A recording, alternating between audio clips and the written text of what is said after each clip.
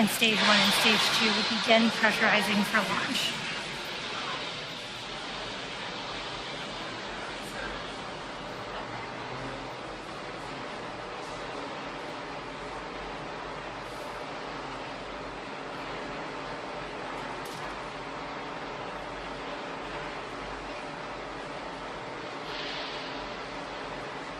Falcon 9's in startup.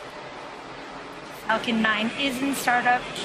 We're waiting for that final launch director go for launch in just a few seconds.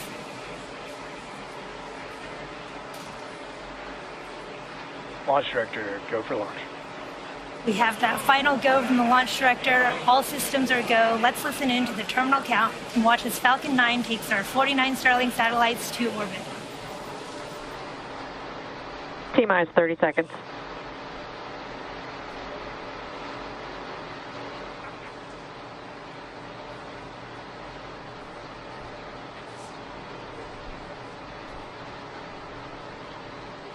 T-minus 15 seconds.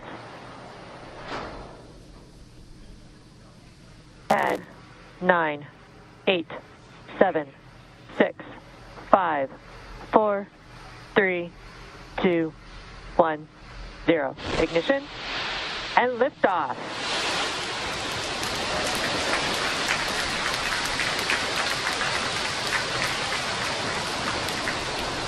Vehicle is pitching downrange. Stage 1 chamber pressure is nominal.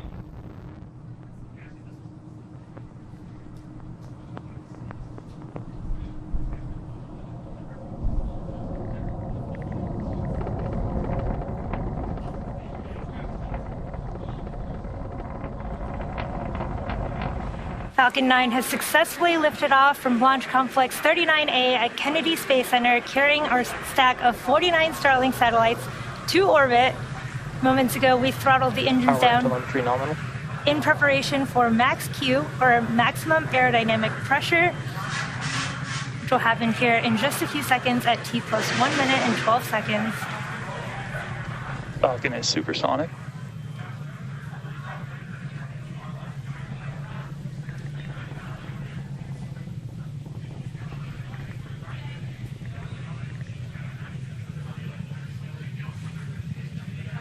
Max Q. We have just passed through max Q, and this is the maximum aerodynamic pressure that the stage sees. Next, we'll have 3 events happening in quick succession. First, we'll have main engine cutoff, followed by stage separation, and then second engine startup 1.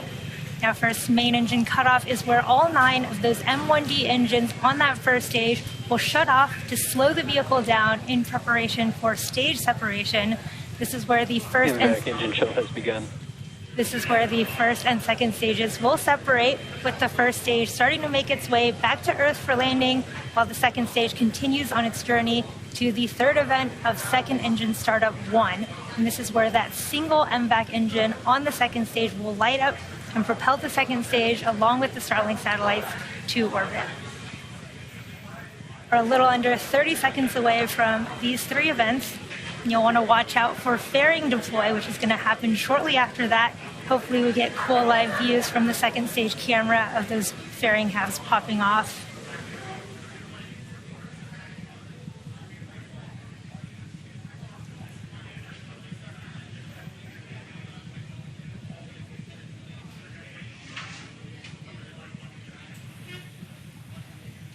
Nico.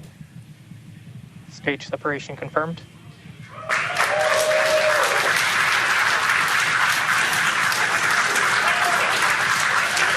Recognition. Wow, beautiful views from the first stage and second stage tracker there. Stages are on nominal trajectories. We did have successful MECO stage separation. There's fairing deployment there. Again, what a cool view from the second stage. Again, we did just have confirmation of successful fairing deployment. Again, SpaceX has reflown the Falcon fairing halves since November of 2019. Again, this was our second flight for both of those, and we will be attempting to recover them on our recovery vessel, Doug. It looks like you can just maybe make out those fairing halves in that live view from the ground as they are flying away from the second stage there. It looks like that's the first stage, maybe also floating off to the left. Now, as stage 2 heads towards its targeted drop-off orbit there, stage 1 will execute 2 burns in order to make its way back home to Earth. Now, the first is an entry burn. Now, this is where 3 of the M1D engines will reignite, and this helps to slow the stage down as it re-enters the upper parts of the Earth's atmosphere. Now, the second burn, of course, is the landing burn, and this is a single engine burn that brings the vehicle's speed down rapidly in order to land on the drone ship. Acquisition signal.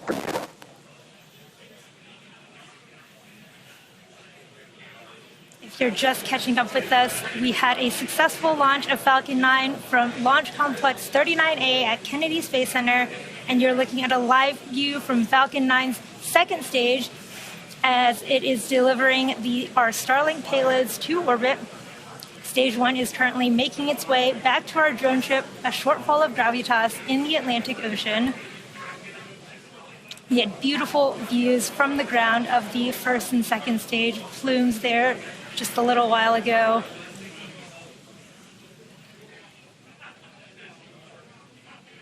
Now, the Merlins on the first stage are optimized for sea level, so these achieve 190,000 pounds of thrust during ascent and descent.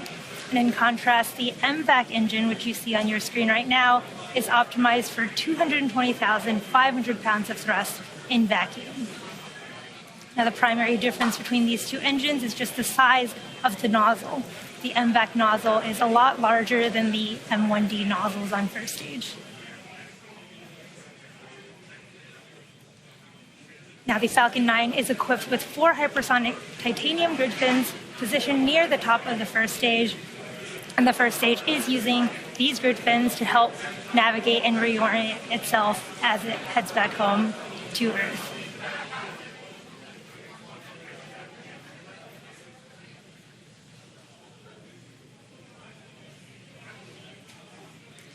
First stage also has an attitude control system, which you can sometimes see puffs of nitrogen gas coming from. And this attitude control system also helps that first stage orient itself as it returns home.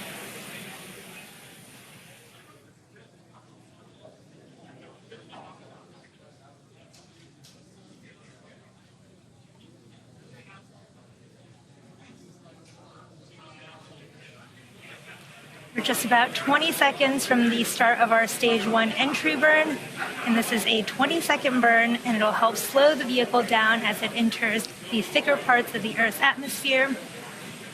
And this is a 3-engine burn, and it is 3 engines in a row on the first stage. Stage 1 FTS is safe.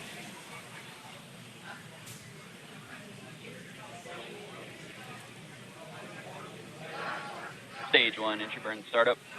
There's the start of the entry burn on the first stage.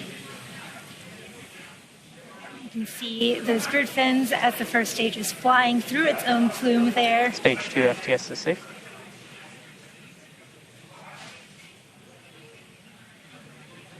Stage 1 entry burn shutdown. We did just have a successful stage 1 entry burn there. And for those who follow along, you'll know that the soot on the rocket, second stage trajectory, is still nominal. As I was saying, the soot on the rocket indicates that it's been flown before. So the fuel that we use on Falcon 9 is rocket-grade kerosene, or RP1, which is carbon-based. So when it burns, it generates soot.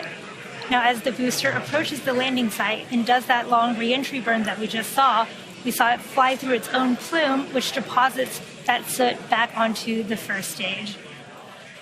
Now, you can see this sometimes on the pad. The soot is still stuck onto the first stage from its previous flights. And if you watch closely to your onboard camera during landing, you might be able to see soot sticking on the lens of those cameras as well. Now, coming up in just a few seconds, we will have the start of our stage 1 landing burn. This will be another about 20-second burn.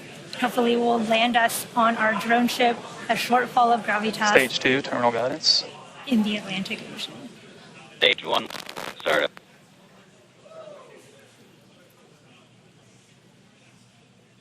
Here's the start of our stage 1 landing burn.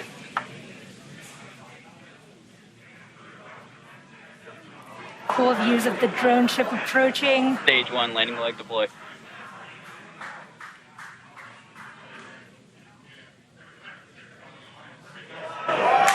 1, landing leg.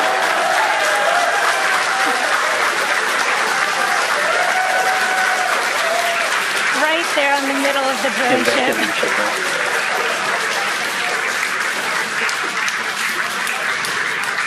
We did just have the 103rd overall successful recovery of our first stage orbital Nominal class orbit rocket. insertion.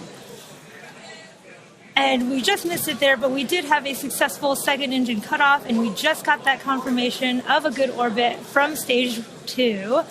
Now, next up, we'll have one more burn on the second stage that will position the vehicle for payload deployment. Expected loss of signal, Cape. But we are awaiting the deployment of our 49 Starlink Expected loss satellites, of signal, Bermuda. which is scheduled to occur about 6 minutes from now at T plus 15 minutes. However, you may have just heard the call out for expected loss of signal.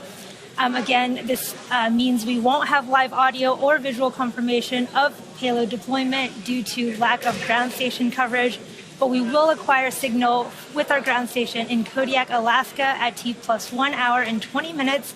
So for those of you who are interested, we will keep the audio-only countdown nets up on our YouTube channel, and we'll confirm successful payload deployment on our social media channels. But with that, that brings tonight's webcast to a close. Thank you to the Range and Federal Aviation Administration for supporting tonight's mission, to all of our viewers, as well as our Starlink customers. Starlink is live in Slovakia and Slovenia, and that means we are now live in 27 countries and regions around the world. To learn more about Starlink or to find out if service is available in your area, head over to starlink.com.